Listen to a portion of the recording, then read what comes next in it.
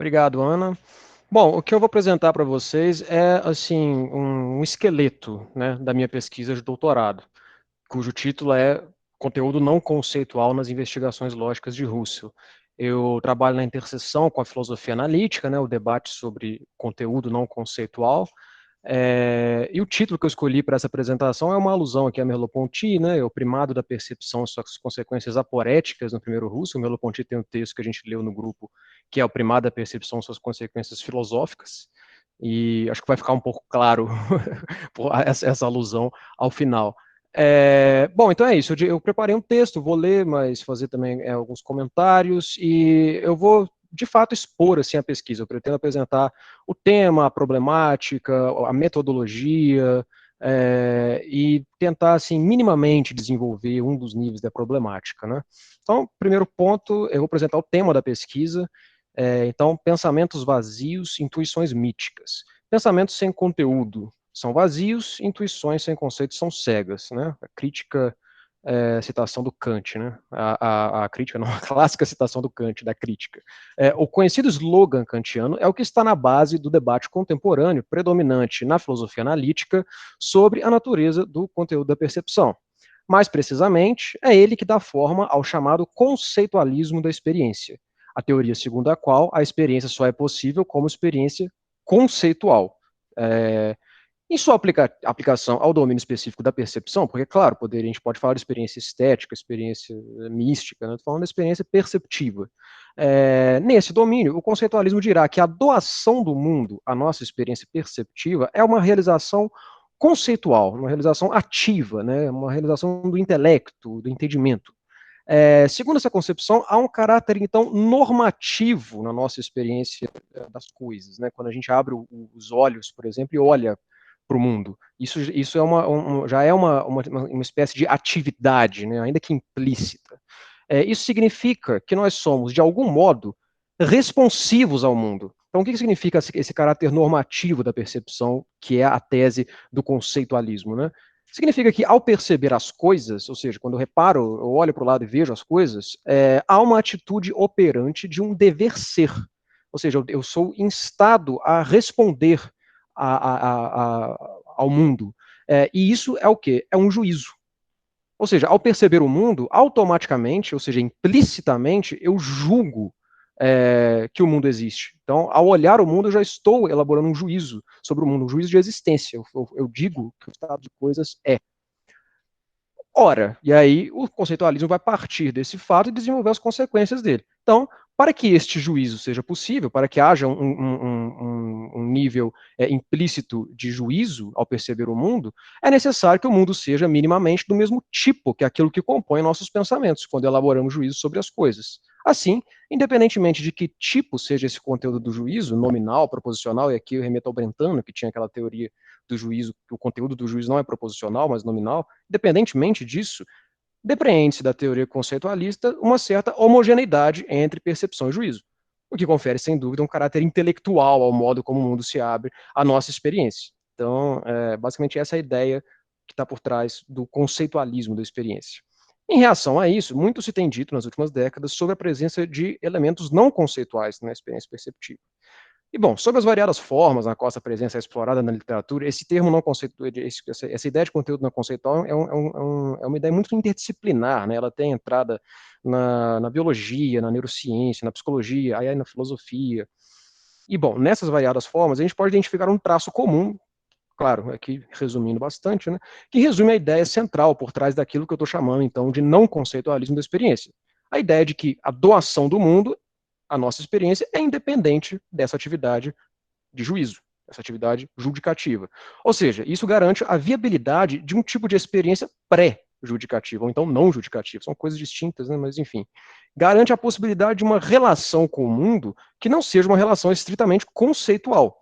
Corolário disso é uma certa heterogeneidade entre percepção e juízo. Ambos podem certamente se relacionar, e esse é o grande desafio dos não conceitualistas, né? O que os conceitualistas falam, se há uma relação entre a percepção e juízo, entre experiência e intelecto, como pode haver essa relação se não houver uma certa homologia entre esses dois tipos de coisa, né? Mas, bom, os não conceitualistas dirão, há certamente essa possibilidade de relação, Mas isso não deixa de ser realizações distintas. Uma coisa é pensar o mundo conceitualmente, outra coisa é percebê-lo sensivelmente. Bom, um dos filósofos responsáveis por colocar o debate sobre o conceitualismo da experiência nos quadros atuais é o John McDowell, que é um dos filósofos que eu estou trabalhando, né? Em sua obra Mente e o Mundo, de 1994, um clássico livro, recomendo bastante a leitura, um bom livro, McDowell apresenta o seu modelo conceitualista de experiência a partir da crítica à noção de conteúdo não conceitual como dado. E esse é o ponto-chave da pesquisa, né?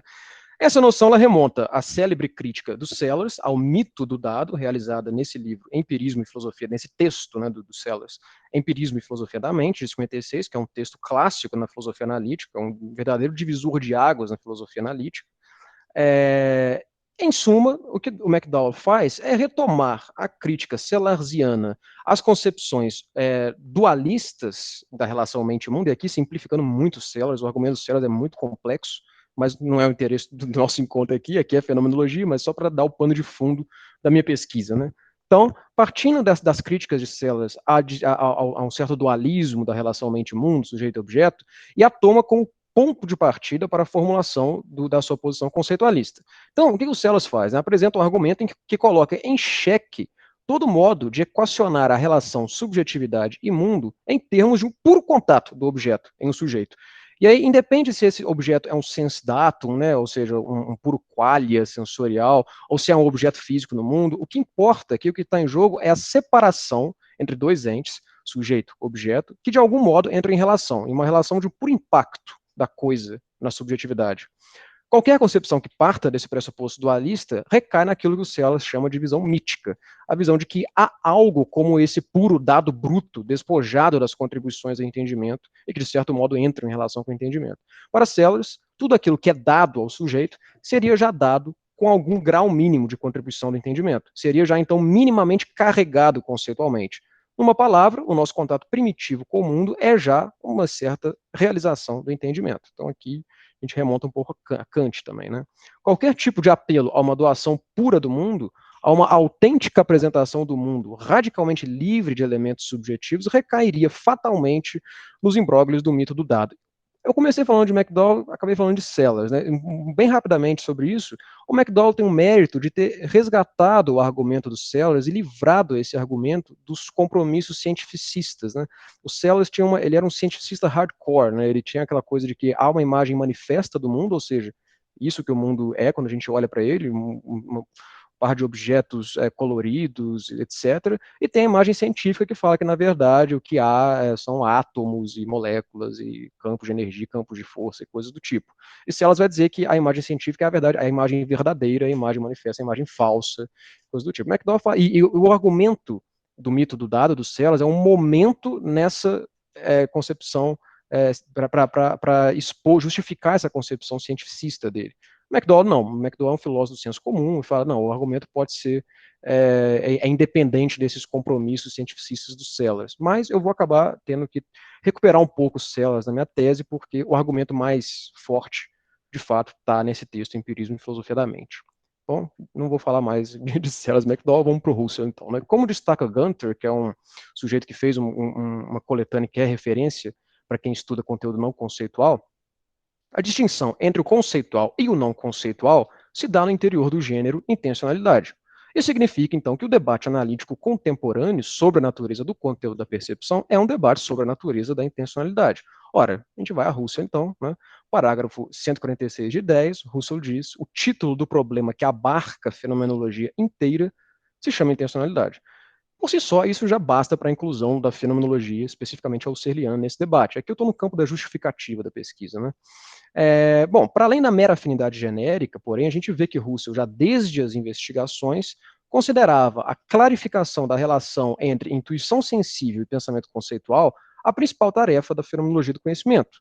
Na introdução a essa investigação, por exemplo, a gente lê então que o principal tema a ocupar as próximas páginas será aquele da, e eu cito Russell, a relação entre intenção de significação e preenchimento de significação, ou, no modo de expressar mais tradicional, mas certamente mais equívoco, a relação entre conceito ou pensamento e a intuição correspondente. Bom, a partir daí a gente vê então que a fenomenologia pretende assumir explicitamente o problema do conhecimento na sua forma kantiana, conhecimento como cooperação entre intuição e conceito, sensibilidade e entendimento. A gente pode dizer, então, sem risco de anacronismo, né? E não tem anacronismo mesmo, porque o Sellers fala muito de Russell, então, muito não, mas fala de Russell, então a pesquisa já estaria justificada a partir daí, mas eu acho que tematicamente a coisa é muito próxima, né? Que o debate contemporâneo sobre a natureza do conteúdo da percepção é o mesmo problema da fenomenologia do conhecimento. Ora, o que vem à tona imediatamente com a crítica de Sellers e McDowell ao conteúdo não conceitual como dado é o apelo de Russell na introdução às investigações de voltar às coisas mesmas, né? Russell se propõe nas investigações a fazer o quê? Realizar puras descrições, isto é, descrições livres de pressupostos teóricos, atendo-se àquilo que as coisas elas mesmas apresentam à consciência, e não aquilo que a consciência nelas deposita. Falando em termos técnicos, é a noção de autodoação, ou doação própria, né? Selbstgegebenheit, que serve no período das investigações como conceito fundamental da fenomenologia da percepção, né? Fenomenologia descritiva da percepção. E por isso que eu estou fazendo, então, ficando nesse período das investigações. E aí, essa frase resume a problemática da minha pesquisa de doutorado, né? Qual que é a pergunta que eu estou levantando na pesquisa? É essa: saber se a reivindicação fenomenológica da autodoação da coisa mesma nas investigações lógicas é uma instância daquilo que Sellers chamou de mito do dado. É a pergunta que eu estou levantando, que eu vou tentar tratar na minha pesquisa. E por que eu acho importante levantar essa pergunta? Porque a crítica do Sellers é muito poderosa, né? Quer dizer, não é à toa que ela foi um divisor de águas tão grande na filosofia analítica. Então, eu acho crucial para defender, digamos assim, a legitimidade do projeto fenomenológico, colocar isso em diálogo, né? E aí eu vou agora para o Eugen Fink, né? O texto que eu agradeço, inclusive, a Ana e Giovanni, né? Que é um texto, um manuscrito inédito do Fink, que vai ser publicado pela primeira vez aqui no Brasil, salvo engano, já com a tradução deles. Eu estou citando, inclusive, a tradução que eles fizeram, acho que o professor Weber também participou dessa tradução, né? Onde o Fink enumera algumas teses assim sobre a fenomenologia do Russell. Crítico, né, mas ele de fato enumera o que é a filosofia do Russell, né? E aí, segundo Fink, a filosofia do Russell é caracterizada por uma postura anti-especulativa, é caracterizada como uma fuga do conceito, uma fuga do geral em direção à concretização mais diferenciada, por tentar regressar à imediaticidade e reabilitá-la, por herdar do positivismo a postura antimetafísica, anti-especulativa e o ídolo da doação, isso tudo é Fink, né, falando de Russell, por uma aversão fastidiosa ao conceito, por uma inaptidão para o conceito. Mais, um preconceito descarado da descrição fenomenológica consiste na noção de uma simples doação anterior a todos os juízos intelectivos, como fundamento pré-predicativo dos juízos expressos. Um não conceitualismo clássico aqui, né? Por fim, estou citando Fink ainda, né? Mas no caso de Russell, a solução da fenomenologia fala de uma virada não na direção do ente, mas na direção do objeto em sua dada doação. Ou seja, trata-se de uma renúncia à metafísica que interpreta a si mesma como fome de realidade, fome de plenitude da realidade. A qual forma do espírito corresponde a esse estado de consciência? A alucinação de uma imediaticidade, de um puro e simples registro de um ente que simplesmente jaz diante de nós, de uma coisa que se nos apresenta já pronta. Isso é um mito do dado, assim, perfeitamente bem explicado. E é interessante, porque o Fink aqui está fazendo uma crítica meio que está colocando óculos hegelianos e criticando Russell. E o Sellers é um hegeliano, né? Foi Sellers que trouxe esse revival do Hegel na filosofia analítica. O Sellers, quando escreve Empirismo e Filosofia da Mente, ele fala: eu estou fazendo aqui meditações hegelianas, e ele escreve em francês, em alusão ao Russell, que tinha publicado nas meditações cartesianas. Então é muito interessante isso, de fato. Bom, o princípio da fenomenologia parece ser, então, justamente aquele dado mítico. É a coisa mesma dada em carne e osso, né, leibhaftig, e de modo imediato, ou seja, sem qualquer tipo de mediação simbólica ou conceitual. As perguntas que eu levanto, então, são essas. Estaria a fenomenologia fadada a um compromisso com as intuições cegas do Kant? É a fenomenologia presa fácil do contemporâneo mito do dado? Não seria a fenomenologia, no fim das contas, um empreendimento impossível, na medida em que pretende descrever, por meio de conceitos e da linguagem, um puro dado não conceitual e pré-linguístico, o que implica, claro, uma distorção de um dado que é, por princípio, não conceitual? Essa é uma crítica que o Natter levanta na psicologia geral à fenomenologia. Ele diz que a fenomenologia é um empreendimento a priori impossível, porque pretende tratar de um dado, um puro dado, só que ao tratar desse dado, você conceitualiza esse dado, então você já não está falando mais do dado, você está falando desse dado já corrompido conceitualmente. É uma discussão que eu tive com o Emanuele Mariani, né, quando ele nos visitou ano passado. Ele falou: dá para fazer uma arqueologia do debate contemporâneo a partir da crítica do Natter ao Russo. Então é mais uma linha interessante, enfim, mais uma coisa que mostra como que esse debate é muito um debate fenomenológico, né? Mas eu não vou fazer isso, não vou fazer essa arqueologia do debate, fica para o futuro. Bom, segundo ponto, divisão metodológica, então, da pesquisa, né? Na ciência e investigação, o Russell vai trabalhar a relação entre pensar e intuir, não mais do ponto de vista da cooperação entre duas faculdades distintas, mas do ponto de vista de dois níveis de atos distintos. Dito mais exatamente, a distinção entre intuição e pensamento será equivalente à distinção entre o nível inferior, de Unterstufe, né, dos atos de intuição simples, Schlichter. Schlichter não é uma boa, simples não é uma boa tradução para Schlichter, porque os atos simples de percepção têm ainda uma certa complexidade, né? O simples se contrapõe a categorial e não a complexo, mas enfim. E o nível superior dos atos de intuição categorial. A nova terminologia já anuncia uma grande mudança. O pensamento será concebido como um novo tipo de intuição. Não teremos, portanto, uma faculdade intuitiva que nos fornece os materiais sensíveis e uma faculdade intelectual que os organiza categorialmente, que é o esquema kantiano. Antes, as categorias serão, tal como os materiais sensíveis, igualmente dadas. A relação entre pensamento e intuição não poderá mais dizer respeito, portanto, a dois tipos distintos de contribuição, mas a dois níveis distintos da mesma contribuição. Essa é a modificação. Isso é como o Russell pretende lá na ciência e investigação falar. Aqui eu clarifico um pouco as distinções confusas do Kant. Né? Isso será equacionado em termos da relação entre o nível fundado da intuição categorial e o nível fundante da intuição simples. E a partir dessa distinção que eu trabalho metodologicamente na minha pesquisa. Ou seja, eu vou colocar as questões fio-condutoras da tese vão ser divididas nesses dois níveis. E elas dividem mesmo, quer dizer, os meus capítulos são divididos a partir desses dois níveis. Né? É, então, no nível fundado, me interessa a pergunta pelo dado categorial. As perguntas são: o mundo me é dado já categorialmente estruturado? Isso é uma pergunta da filosofia da linguagem, né? A filosofia da linguagem do Sellars, por exemplo, ele critica essa ideia de que há um mundo com o qual eu já estou categorialmente familiarizado antes de aprender a linguagem. Depois a linguagem atua como uma simples veste nesse mundo. Se elas criticam, não, na verdade, para eu ter uma consciência do mundo, eu já tenho que ter a linguagem. A linguagem ela é parte constituinte da minha percepção do mundo. Então, isso é uma questão que se levanta nesse nível.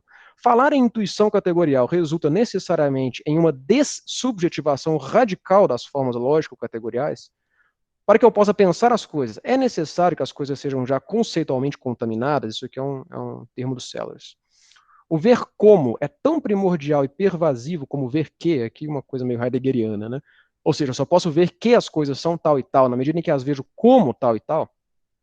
E no nível fundante, eu vou, claro, de cima para baixo, né, para chegar no nível do dado mais bruto. No nível fundante, interessa então a pergunta pelo dado sensível. O conceito fenomenológico de autodoação ou doação própria é suficiente para reivindicar a presença última e sensível das coisas, livre de elementos signitivos ou conceituais, simbólicos? Tem distinção, mas enfim, não vou poder tratar disso aqui, né? Essa presença última é livre de contradições? É possível falar dessa presença última sem deturpá-la conceitualmente? A pergunta do Natur, né? O projeto fenomenológico de se ater às coisas mesmas não está, por princípio, viciado? Então, essas são as perguntas, as questões fio-condutoras, eu dividi metodologicamente nesses dois níveis. E eu vou tentar agora desenvolver muito rapidamente um dos níveis dessa problemática, que é o nível fundante, mas para isso eu preciso só de rapidamente passar por uma questão terminológica. Há uma ambiguidade essencial no conceito husserliano de dado. Né? Por um lado, o dado se refere ao conteúdo real, réel, não interpretado. Esse conteúdo real, réel, né, não é o real do res, da coisa, do espaço-tempo, né, mas é uma parte intrínseca da consciência, não vou poder entrar nisso, mas enfim. É aquilo que o Husserl chama de uma pura aparição sensível, uma pura presença, que não apresenta nenhum objeto, sendo em si mesma cega, né, no linguajar kantiano. Trata, segundo o Russell, e eu cito a definição que o Russell dá para o conteúdo real nas investigações, lógico, claro, o pessoal que estuda Russell mais para frente aí sabe que a coisa avança, né, mas eu estou no período das investigações. Então a definição do Russell é, o que são esses conteúdos reais? São os conteúdos que na consciência de ato experimentam a sua apreensão ou interpretação, ou seja, as sensações, Empfindungen, e fantasmas. Então, por um lado, o conteúdo o dado é esse conteúdo real puro, sem interpretação, ao qual o ato se direciona para animar e aí, de fato, apresentar um objeto com sentido. De outro lado, o dado se refere justamente a esse conteúdo real já interpretado, depois dessa atividade, né, de interpretação do ato. Nesse caso, referimos-nos à aparição sensível, que agora sim apresenta um objeto. E aí, no modo de dizer o Searleano, dizemos que o conteúdo real é não intencional, e ele só adquire a propriedade da intencionalidade na medida em que um ato animador a ele se refere. Então, a gente tem aqui, com isso, a gente tem o conceito de intuição. Intuição é o quê? É o conteúdo real interpretado pelo ato. E aí, essa é a definição das investigações lógicas, né? Chamamos de conteúdo Gehalt intuitivo do ato, os conteúdos Inhalte, apresentadores ou representantes em sua e com a sua apreensão. Aqui a gente tem a distinção crucial entre Gehalt e Inhalt, mas que a gente não consegue mostrar no português, porque a gente traduz por conteúdo. Eu nem sei como que traduziria se não fosse por conteúdo. Mas justamente o Gehalt é essa noção mais completa de Inhalt, de conteúdo, né? É o conteúdo já interpretado, é um conteúdo que já fala, né, algo, já apresenta um objeto, já tem um sentido. Ou seja, na medida em que um conteúdo Inhalt real funciona como apresentador de um objeto, ele dá lugar a uma noção mais completa de conteúdo, que é o Gehalt intuitivo. Então, a diferença entre Gehalt e Inhalt se enraiza, né, na distinção aristotélica entre pura matéria, que seria o Inhalt, e matéria mais forma, que seria o Gehalt. Somente na medida em que um Inhalt sensível, um conteúdo sensível, é aprendido pelo ato, ele poderá ser um conteúdo informado, isto é, um Gehalt, que apresenta não meros dados sensíveis, mas dados que dizem algo, né, que possuem algum sentido. Permanece aberta a possibilidade, e esse é o grande ponto, o ponto mais delicado das investigações, onde eu coloco a minha questão nesse nível fundante, uma delas, né, que permanece a possibilidade, ao menos em princípio, de que esse conteúdo possa ser dado sem ser interpretado. Ou seja, que o conteúdo possa permanecer para a consciência como Inhalt e não como Gehalt. Né? Bom, ok. Feito um pouco desse esclarecimento terminológico, eu vou desenvolver então rapidamente, né, e bem só apresentar como eu pretendo desenvolver a problemática no nível fundante do dado sensível. Bom, o conceito de autodoação ou doação própria surge das críticas de Russell às teorias representacionalistas do conhecimento. Aqui eu falando do representacionalismo clássico, né, aquela ideia cartesiana e lockeana de que quando eu percebo o mundo, eu não vejo o mundo ele mesmo, mas eu tenho uma representação mental do mundo. Ali, Russell atribui, e Russell vai criticar o Helmholtz, né? O Helmholtz seria quase que uma instância contemporânea desse representacionalismo clássico. Ali, Russell atribui à doação sensível da coisa mesma, na percepção simples, o título de doação originária. É na percepção sensível, portanto, que nós temos a coisa dada em carne e osso, de modo imediato, e servindo de base para os demais modos de doação. Essa crítica ao representacionalismo tem as suas raízes na desambiguação do conceito de representação, que é Vorstellung, realizada no texto Estudos Psicológicos para a Lógica Elementar, de 1894, um texto que eu insisto que é muito decisivo, né? O texto onde tem a primeira elaboração do conceito de intencionalidade, né? Daqueles conceitos operativos da fenomenologia que o Fink fala, né, que o Russell usa, mas não define, alguns deles têm, o seu lugar de definição nesses textos primeiros, por isso que é sempre importante ir a eles, na minha opinião. Nesse texto, então, né, dos estudos, Russell reserva apenas as representações por signo e por imagem a capacidade de representar, né, aí representieren, a diferença vai ser entre representação e Anschauung, e representação e intuição. Então, somente as representações por signo e imagem representam alguma coisa através de outra. As demais, aquelas que não representam nada, dão o objeto ele mesmo de modo presente na consciência. Né? Isso são as intuições. Com essa distinção, o Russell poderá definir intencionalidade como representação. É quase que um presentar de novo, né? Trazer de volta ao presente. Isso é a intencionalidade, porque a intencionalidade tem ausência. Na medida em que ela comporta um mero intencionar ao objeto, não o tendo dado de modo presente. Assim, a intenção só faz sentido em contraposição a algo que não é mais intenção, mas doação. Então, para você definir o conceito de intenção, você precisa do conceito de doação, porque ela é justamente o contrário da doação, ela é o não dado, né? Representação é o oposto de intuição. Aquela intenciona o não dado, esta oferece o dado de modo presente. Portanto, como bem explica Rang, o Rang é o comentador a partir do qual eu parto para desenvolver a problemática, mas eu não fico nele, claro, senão não teria tese. Mas é ele que coloca, é a partir dele que eu desenvolvo essa problemática. A intencionalidade tem nos estudos a estrutura, eu cito Rang, né, a estrutura formal da presentidade, né, Gegenwärtigkeit, ou seja, somente sobre a base de e com vistas a um presentar não mediado é possível e faz sentido um presentificar, né, um Vergegenwärtigen. Então, ou seja, nesse momento inicial de definição, intuição é sempre o oposto à representação, apresentação é o oposto à presentificação, e esses conceitos, intencionalidade, representação, presentificação, só fazem sentido se você tem um conceito oposto de presentação, de intuição, e etc. Aí vamos às investigações. No parágrafo 13 da quinta investigação, Russell fala de um conceito mais estrito e um mais lato de intenção. No sentido estrito, intenções são aqueles atos que remetem para um preenchimento correspondente, ou seja, é o modo como a gente viu que o conceito foi introduzido nos estudos. Esse é o conceito que ele introduziu, o conceito de intenção, aquilo que remete para um dado. No sentido lato, no entanto, Russell dirá que, cito Russell, os preenchimentos são também atos, portanto, também intenções. Ou seja, aquele conceito de dado que era fundamental para que se definisse intenção, que seria o não dado, é também não dado, mas não dado no sentido lato. Aí vamos ver o que é esse sentido lato, né? Por que Russell vai dizer isso? Porque na percepção simples, a coisa mesma é dada somente de modo presuntivo, né? Somente um aspecto da coisa é dada. Os demais aspectos, dirá Russell, são meramente intencionados, senão eu teria apenas uma percepção para cada objeto. E não, cada objeto tem várias percepções possíveis, infinitas. Então, quando eu vejo um objeto, eu vejo apenas um lado dele. Então, Russell diz, isso também, objeto que é dado, então, em contraposição àquilo que eu tenho quando eu tenho um signo ou uma imagem, é também, de certo modo, não dado, porque você tem os aspectos que não caem no campo perceptivo próprio. Assim, a percepção intuitiva da coisa mesma, que deveria servir na crítica às teorias representacionalistas como apresentação própria da coisa em carne e osso, torna-se ela também mera intenção. E aí, bom, como diz Rang, né, a fenomenologia da percepção nas investigações, ela se apresenta então tanto como explicitação do sentido da percepção, que é isso, dizer, a percepção ela não dá o objeto como signo ou imagem, que é remetendo a algo outro, ela dá o objeto mesmo. Mas ela se apresenta também como crítica da reivindicação da percepção justamente de dar o objeto a ele mesmo. A doação da coisa mesma não é, ao fim e ao cabo, doação em sentido genuíno, mas pura pretensão à doação.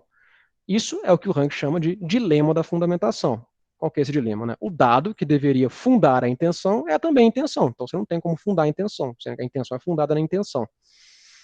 Poderia-se conceder essa formulação a Russell se houvesse consistência em manter o sentido estrito e lato de intenção. Então, você diz, em sentido estrito, né, a intenção se baseia no dado, em sentido lato, não. Aí tudo bem, você preserva um conceito de intencionalidade, como sempre remetendo a um dado. Não é isso, porém, que ocorre na opinião do Rang, né? Esqueci de colocar isso aqui. A crítica dele é justamente essa. Os aspectos da coisa que se apresentam à consciência, que é o sentido lato, serão compreendidos ao modo da representação simbólica imagética, que é o sentido estrito. Então você tem uma mistura, né, desses dois sentidos, estrito e lato de intenção. Assim, a própria crítica dirigida às teorias representacionalistas da consciência se volta para a fenomenologia da percepção do Russell. Bom, isso tem algumas consequências, né? Eu falo de duas aqui. Esse representacionalismo clandestino. Esse termo é do Boer, né? O Theodor de Boer, ele fala que, por mais que Russell não queira, as investigações lógicas, o tema ainda é um representacionalismo ali. Bom, uma das consequências. Assim como um signo pode ser considerado em abstração da sua função de significar, ou seja, eu posso ler uma coisa e não prestar atenção naquilo que eu tô lendo, né, mas focar na caligrafia, por exemplo, e observar o escrito ali, Russell dirá que o conteúdo real, né, aquele conteúdo real que a gente estava falando, pode ser, aí eu cito Russell, pode ser considerado segundo a existência do seu próprio conteúdo em abstração da função representante no ato correspondente. Então, ou seja, poderia permanecer um mero Inhalt, né? Ou seja, o conteúdo real, na percepção, pode ser dado em abstração à sua função de apresentar um objeto, ou seja, ele pode ser dado à consciência sem a consciência o interprete e dê um objeto. Então ele fica como Inhalt, não Gehalt. Isso, claro, é o dado no sentido mítico, é um puro dado, né, no sentido celarziano. 2. Isso, por sua vez, conduz à compreensão da estrutura parte-todo da apreensão perceptiva, essa ideia de que a coisa se me dá em aspectos, né, como correspondência pedaço por pedaço, ou seja, a partes do objeto corresponderiam pedaços do ato, o que conduz Russell a dizer que essa parte é muito citada, né, como o momento mais inconsistente da sexta investigação. Cito Russell: conhecemos cada vez melhor o objeto por meio de um conteúdo apresentativo que é cada vez mais semelhante ao objeto e o concebe de forma cada vez mais viva e completa.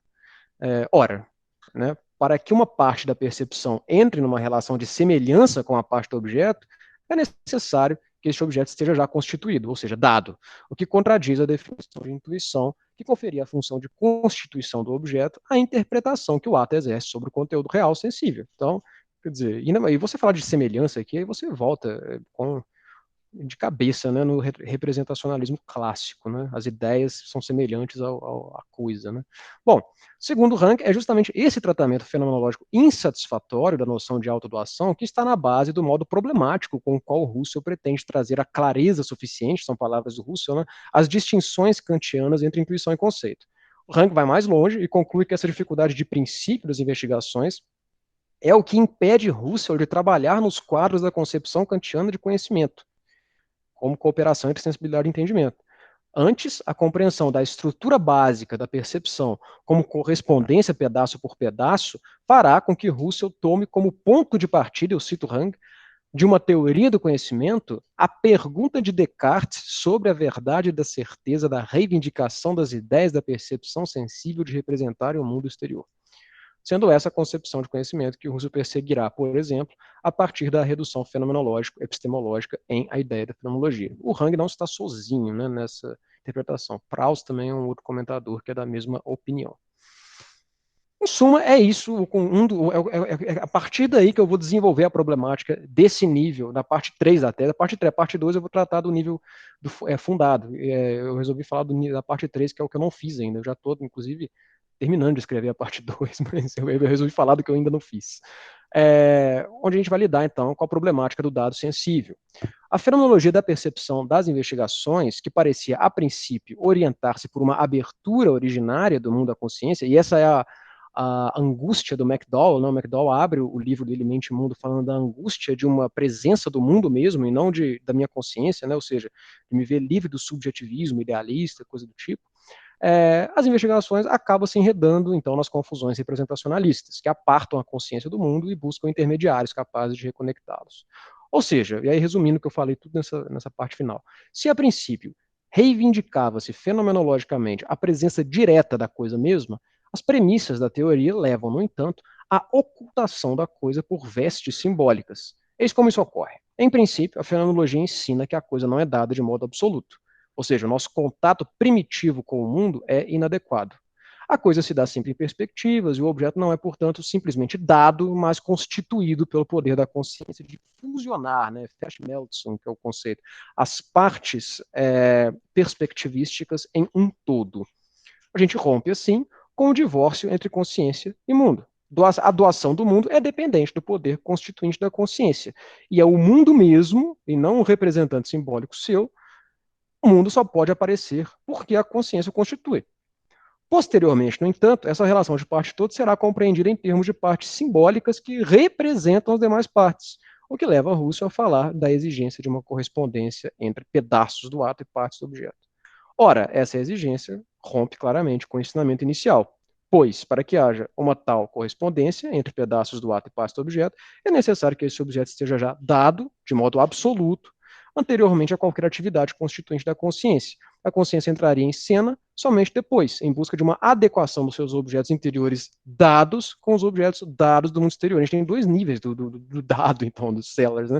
O objeto imanente seria absolutamente dado, porque é não interpretado, e o objeto do exterior também, é uma pura doação absoluta, e somente depois eu entro em correspondência com os meus objetos interiores e objetos exteriores. Com isso, o que a gente tem é, novamente, aquele divórcio entre consciência e o mundo que o Russell criticava nas teorias modernas, e o que retorna é justamente aquilo que ele falava, que era característico dessas teorias, ou seja, cito Russell, o discurso arcaico sobre o sentido externo e interno, que não renega a sua origem na vida cotidiana com a sua metafísica e antropologia ingênuas. Bom, assim, esse é o nível da problemática que eu. Essa é um pouco, né? Muito rápido também, precisaria de uma coisa mais desenvolvida, mas é muito rapidamente a pergunta que eu vou levantar nesse nível fundante. Só que, claro, eu não vou. Eu acho que assim, há como resgatar a consistência da teoria da percepção das investigações lógicas. E eu vou dar, assim, só para não ficar uma coisa meramente negativa, né, algumas pistas de por onde que eu pretendo trabalhar para mostrar que há ali, a minha hipótese, né, de leitura, claro, que há uma consistência, né, nessa primeira teoria da percepção do Russell. Primeiro, claro, é a teoria da consciência de horizonte, que é uma coisa que os comentadores, e tem muitos que têm trabalhado essa aproximação do Russell com a problemática do dado, com o McDowell, faz-se muita aproximação com o McDowell, pouco com Sellers, mas já foi feito também, mas todos que fazem isso trabalham muito com a filosofia genética, né, com a fenomenologia genética do Russell, e focam muito dessa ideia de consciência de horizonte. Bom, eu acho que essa ideia a gente já pode ter um vislumbre dela nas investigações. Eu vou citar aqui essa passagem da segunda investigação, né, onde ele diz: detenhamos-nos mais rigorosamente nos conteúdos. Então, a cada vez o conteúdo salientado, aqui é Inhalt, né, está apenas rodeado por uma como que massa totalmente caótica, não separada dele, mas entretecida com ele. Não, claro, um fringe é um conceito do Mill, né, John Stuart Mill, um halo, Hoff, ou como quer que se queira, então, nomear o não nomeável. Ele não tinha nome ainda para isso, que é justamente a consciência de horizonte, que é isso que está em jogo aqui. E eu acho que é por aí, enfim, que os comentadores têm feito mostrando como que Russell pode contribuir com o debate, né? Porque justamente a teoria da consciência de horizonte mostra que a percepção é uma coisa viva, né? Não é um dado bruto impactando num sujeito. Mas mais importante para mim, do ponto de vista das investigações, é fazer essa distinção aqui entre intenções signitivas, simbólicas e significativas. Essas distinções, elas estão presentes na ciência investigação, mas elas só vão ser tematizadas e melhor trabalhadas naquele texto da revisão da ciência investigação.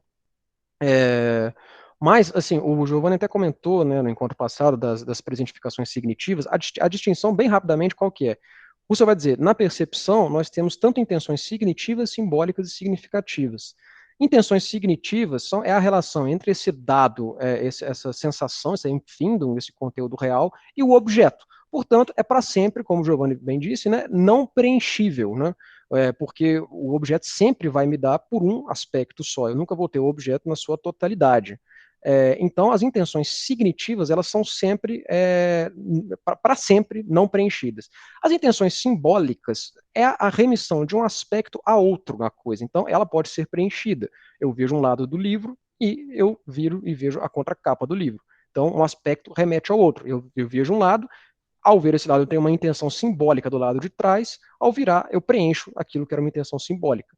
E intenção significativa, que tem a ver com linguagem, ou seja, quando eu revisto aquilo que eu percebo conceitualmente, na expressão, na linguagem, e dou voz àquilo.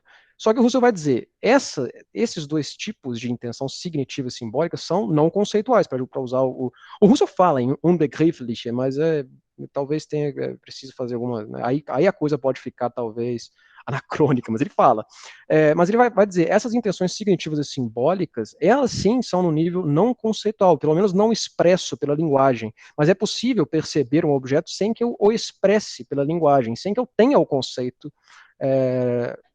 desse algo, porque isso vai ser essa intenção significativa. Enfim, por que eu digo isso? Porque a acusação, digamos assim, de inconsistência do Hang depende essencialmente de uma confusão desses três níveis, significativos, simbólicos e significativos. Por isso que ele vê esse caráter aporético da percepção sensível. Bom, eu cheguei no meu tempo.